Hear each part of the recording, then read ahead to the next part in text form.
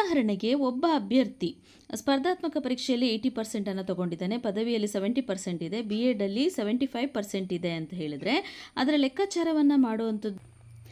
Hello hi friends, welcome back to our channel. ಇವತ್ತು ನಾನೊಂದು important ಆದಂತಹ ಅಪ್ಡೇಟ್ ಜೊತೆ ಬಂದಿದ್ದೀನಿ. ಅದು ಕರ್ನಾಟಕ ಎಜುಕೇಷನ್ ಡಿಪಾರ್ಟ್ಮೆಂಟ್ನ ಲೇಟೆಸ್ಟ್ ಅಪ್ಡೇಟ್ ಆಗಿರುತ್ತೆ.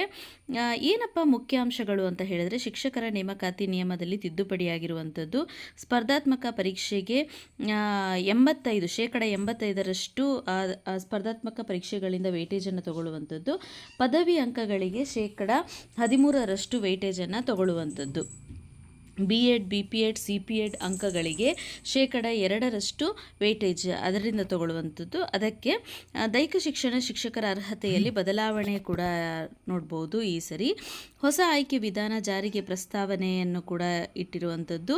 7 ದಿನಗಳೊಳಗೆ ಆಕ್ಷೇಪಣೆ ಸಲ್ಲಿಸಲು ಅವಕಾಶ. ಯಾವುದೇ ರೀತಿಯಾದಂತಹ ಏನಾದರೂ ಅಭ್ಯರ್ಥಿಗಳಿಗೆ ಆಕ್ಷೇಪಣೆ ಇದರ ಬಗ್ಗೆ ಇದ್ದಾಗ ಅವರು 7 ದಿನಗಳೊಳಗೆ ಆಕ್ಷೇಪಣೆಯನ್ನು ಕೂಡ ಸಲ್ಲಿಸೋದಕ್ಕೆ ಅವಕಾಶಗಳನ್ನು ನೀಡಿದ್ದಾರೆ. ಸೊ ರಾಜ್ಯ ಸರ್ಕಾರ ಅಂತಿಮ ಅಧಿಸೂಚನೆ ನೆಕ್ಸ್ಟ್ ಬರುವ ದಿನಗಳಲ್ಲಿ ಅದು ಜಾರಿಯಾಗಲಿದೆ. ಸೊ ಇದಿಷ್ಟು ಕೂಡ ಲೇಟೆಸ್ಟ್ ಆದಂಥ ಅಪ್ಡೇಟ್. ಇದರಲ್ಲಿ ಕೆಲವೊಂದು ಚೇಂಜಸ್ ಆಗಿರೋದನ್ನು ಸ್ವಲ್ಪ ಮಟ್ಟಿಗೆ ನಿಮ್ಮ ಜೊತೆ ನಾನು ಶೇರ್ ಮಾಡ್ಕೊಳ್ತೀನಿ. ಅದೇನಪ್ಪ ಅಂತ ಹೇಳಿದರೆ, ದೈಹಿಕ ಶಿಕ್ಷಣ ಶಿಕ್ಷಕರು ಗ್ರೇಡ್ 1, ದೈಹಿಕ ಶಿಕ್ಷಣ ಶಿಕ್ಷಕರು ಗ್ರೇಡ್ 2, ಸರ್ಕಾರಿ ಪ್ರಾಥಮಿಕ ಶಾಲೆಗಳ ದೈಹಿಕ ಶಿಕ್ಷಣ ಶಿಕ್ಷಕರು, ಹಿರಿಯ ಪ್ರಾಥಮಿಕ ಶಾಲೆಗಳ ದೈಹಿಕ ಶಿಕ್ಷಣ ಶಿಕ್ಷಕರು. ಸೊ ಆಯ್ಕೆ ವಿಧಾನದಲ್ಲಿ ಒಂದು ದೊಡ್ಡ ಬದಲಾವಣೆ ಆಗಿರುವಂಥದ್ದು ಏನಪ್ಪ ಅಂತ ಹೇಳಿದ್ರೆ, ಮಾನದಂಡಗಳನ್ನು ನೇಮಕಾತಿಯಲ್ಲಿ ವಿವಿಧ ಮಾನದಂಡಗಳನ್ನು ಇಲ್ಲಿ ಅನುಸರಿಸ್ತಿದ್ದಾರೆ. ಸೊ ಇಷ್ಟು ದಿನ ಇದ್ದದ್ದು ಸ್ಪರ್ಧಾತ್ಮಕ ಪರೀಕ್ಷೆಗಳಿಗೆ 50%, ಹಾಗೆ ಬಿ ಎಡ್, ಬಿ ಎ ಇದಕ್ಕೆ 50% ಇದ್ದದ್ದು. ಸೊ ಇದರಲ್ಲಿ ಸ್ವಲ್ಪ ಚೇಂಜಸ್ ಆಗಿದೆ. B A, B S C, B Ed ಅಭ್ಯರ್ಥಿಗಳಿಗೆ ಅಂಕಗಳ ಹಂಚಿಕೆಯನ್ನು ಮಾಡಿದ್ದಾರೆ. ಇಲ್ಲಿ ಅಭ್ಯರ್ಥಿಗಳು ಪದವಿ ಮತ್ತು ಬಿ ಎಡ್ ಅರ್ಹತೆ ಹೊಂದಿದ್ದರೆ ಆಯ್ಕೆ ಪಟ್ಟಿ ಕೆಳಗಿನಂತೆ ಸಿದ್ಧವಾಗಲಿದೆ. ಏನದು ನೋಡೋಣ. ಸ್ಪರ್ಧಾತ್ಮಕ ಪರೀಕ್ಷೆ ಅದರಲ್ಲಿ ತೆಗೆದಿರುವಂಥ ಮಾರ್ಕ್ಸ್ನ 85% ತಗೊಳ್ತಾರೆ. ಡಿಗ್ರಿ ಮಾರ್ಕ್ಸಲ್ಲಿ ಪದವಿ ಅಂಕಗಳು 13%, ಬಿ ಎಡ್ ಅಂಕಗಳಲ್ಲಿ ಜಸ್ಟ್ 2% ಮಾತ್ರ ತಗೊಳ್ತಾ ಇದ್ದಾರೆ. ಉದಾಹರಣೆಗೆ ಒಬ್ಬ ಅಭ್ಯರ್ಥಿ ಸ್ಪರ್ಧಾತ್ಮಕ ಪರೀಕ್ಷೆಯಲ್ಲಿ 80% ತಗೊಂಡಿದ್ದಾನೆ, ಪದವಿಯಲ್ಲಿ 70% ಇದೆ, ಬಿ ಎಡಲ್ಲಿ 75% ಇದೆ ಅಂತ ಹೇಳಿದರೆ ಅದರ ಲೆಕ್ಕಾಚಾರವನ್ನು ಮಾಡುವಂಥದ್ದು ಹೇಗೆ? ಸ್ಪರ್ಧಾತ್ಮಕ ಪರೀಕ್ಷೆ 80 × 85% ಟೋಟಲ್ ಆಗಿ ಅದರ ಬರುವಂಥದ್ದು 68.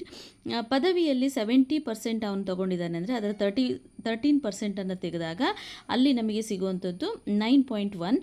ಬಿ ಎಡಲ್ಲಿ 75% ಮಾರ್ಕ್ಸ್ ಇದೆ ಅಂದರೆ ಅದರ 2% ಅಂದರೆ 1.5.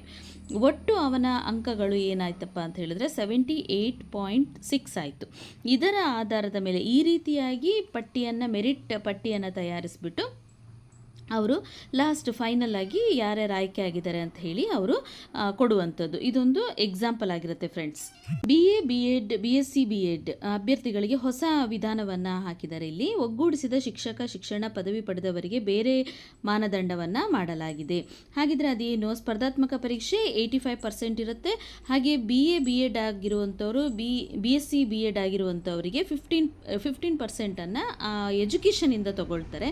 ಹಾಗಾದರೆ ಅದೇನು ಅಂತ ಹೇಳಿದ್ರೆ, ಈ ಹಿಂದೆ ಪದವಿ ಮತ್ತು ಬಿ ಎಡ್ ಪ್ರತ್ಯೇಕ ಅಂಕಗಳನ್ನು ಪರಿಗಣಿಸಲಾಗ್ತಾ ಇತ್ತು. ಈಗ ಸಮಗ್ರ ಪದವಿ ಹೊಂದಿದಂತಹ ಅಭ್ಯರ್ಥಿಗಳಿಗೆ 85% ಅಂದರೆ 85% ಸ್ಪರ್ಧಾತ್ಮಕ ಪರೀಕ್ಷೆಗಳಿಂದ ತಗೊಂಡ್ರೆ ಅವರ ವಿದ್ಯಾರ್ಹತೆಯಿಂದ ಟೋಟಲ್ ಆಗಿ 15% ತಗೊಳ್ತಾ ಇದ್ದಾರೆ. ಸೊ ಈ ರೀತಿಯಾಗಿ ಅಭ್ಯರ್ಥಿಗಳ ಆಯ್ಕೆ ನಡೆಯುತ್ತೆ ಫ್ರೆಂಡ್ಸ್. ಸೊ ಇದಾಗಿತ್ತು ಒಂದು ಚಿಕ್ಕದಾದಂತಹ ಇನ್ಫಾರ್ಮೇಟಿವ್ ಆದಂಥ ಒಂದು ವಿಡಿಯೋ. ಈ ವಿಡಿಯೋ ಇಷ್ಟ ಆದರೆ ಪ್ಲೀಸ್ ನಮ್ಮ ಚಾನಲನ್ನು ಸಬ್ಸ್ಕ್ರೈಬ್ ಮಾಡೋದನ್ನು ಮರಿಬೇಡಿ. ಮುಂದಿನ ಅಪ್ಡೇಟ್ ನಿಮಗೆ ಈಸಿಯಾಗಿ ಸಿಗುತ್ತೆ. ಸೊ ನಮ್ಮ ಚಾನಲ್ನ ಲೈಕ್ ಮಾಡಿ ಅಂತ ಹೇಳ್ತಾ, thank you for watching. Take care, bye.